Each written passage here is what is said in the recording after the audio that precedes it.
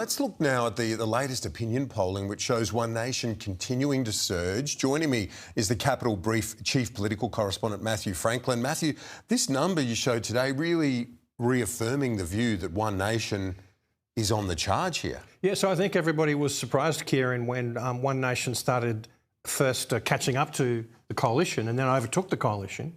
A lot of people might have thought, well, that's surely the end of it, but our polling shows, conducted just like last week, that the One Nation's continuing, and there's now only 1 point behind Labor.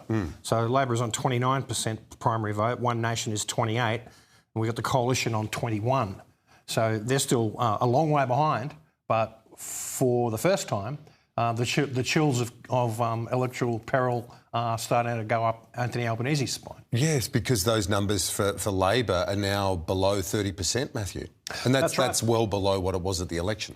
That's a long way, several points below. And the last time we did a poll, which was I think mid to late January, they were a point higher. So it's not a very good poll at all for Anthony Albanese. It's a great poll for One Nation. When it comes to One Nation, you have covered that political party in Queensland, but nationally as well.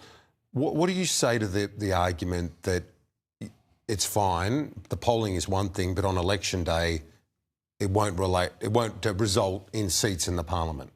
I think there's an argument that it won't. You could argue that it won't because we've got 2 years until an election.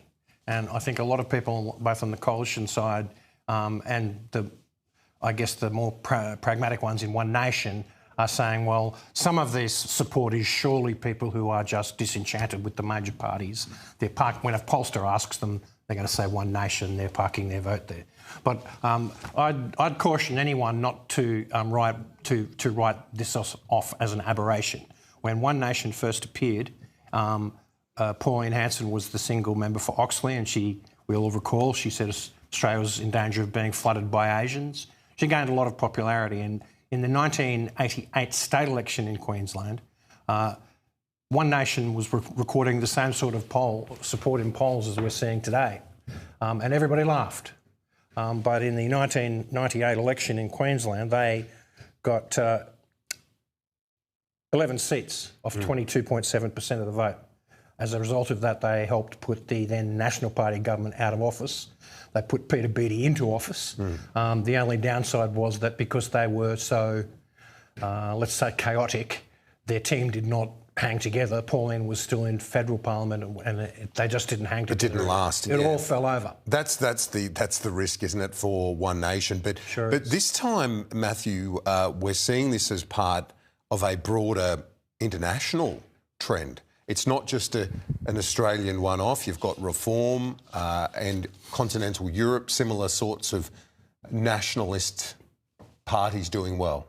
Yeah, I think these polls that we're starting to see in the last few weeks are starting to confirm for us that what's happening in Australia is reflecting what's happening overseas.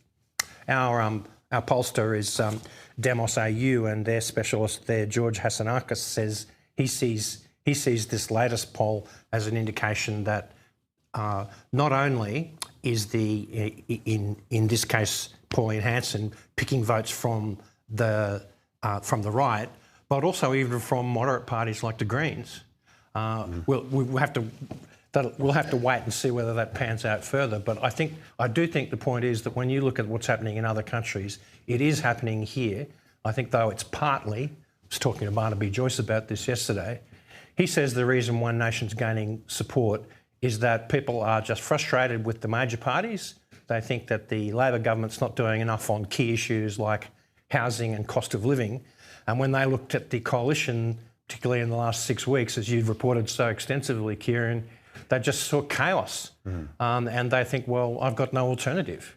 Now, it's up to the major parties if they want to get back in the game to change people's minds on that. But I do think we're seeing a situation where a lot of Australians are just throwing their hands in the air. They are indeed. We get a real-world test of some of that with the South Australian election next month. A bit different when you've got a popular premier in Malinauskas, but we'll see.